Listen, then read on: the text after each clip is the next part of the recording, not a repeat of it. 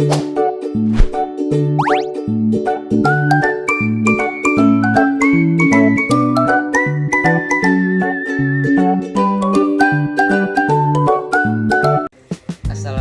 warahmatullahi wabarakatuh.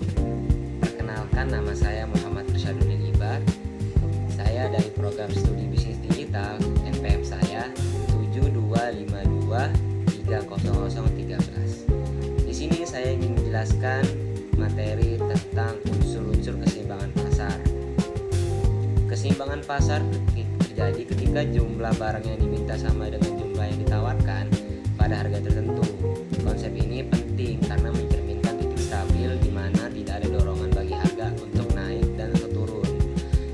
Konsep keseimbangan pasar terjadi ketika QD atau quantity demanded sama dengan QS atau quantity supplied. Harga keseimbangan disebut juga equilibrium price atau PE. Jumlah keseimbangan disebut equilibrium quantity atau PE. Jika harga di atas PE surplus, jika harga di bawah PE shortage. 1.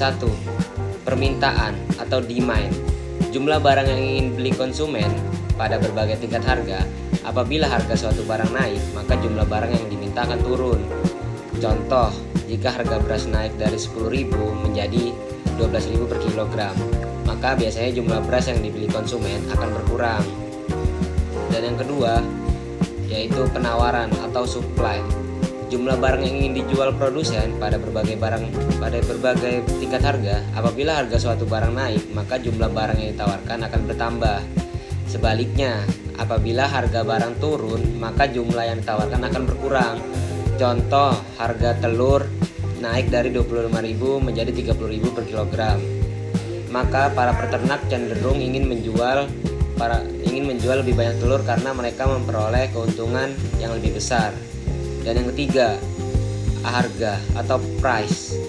Harga atau price ini adalah nilai tukar barang yang menentukan interaksi antara permintaan dan penawaran. Atau sederhananya adalah jumlah uang yang ditetapkan untuk membeli atau menjual suatu produk dalam pasar. Yang keempat, yaitu jumlah barang atau quantity. Besarnya barang yang diperjualbelikan pada harga keseimbangan. Dan yang kelima, waktu. Faktor dinamis yang mempengaruhi perubahan permintaan dan penawaran, menunjukkan lamanya proses berlangsungnya kegiatan ekonomi dan sering digunakan untuk melihat perubahan perilaku konsumen maupun produsen terhadap harga dan jumlah barang. Mekanisme terbentuknya keseimbangan. Yang pertama yaitu interaksi antara pembeli dan penjual untuk menentukan harga pasar. Jika harga terlalu tinggi, terjadi surplus, harga turun. Jika harga terlalu rendah, terjadi kekurangan atau shortage, harga naik. Keseimbangan tercapai ketika kekuatan pasar saling menyimbangkan. Contoh kasus yaitu pasar beras. Jika harga beras naik, permintaan turun, namun penawarannya meningkat. Akhirnya harga akan menyesuaikan hingga tercapai keseimbangan di mana QD atau quantity demand sama dengan quantity supply.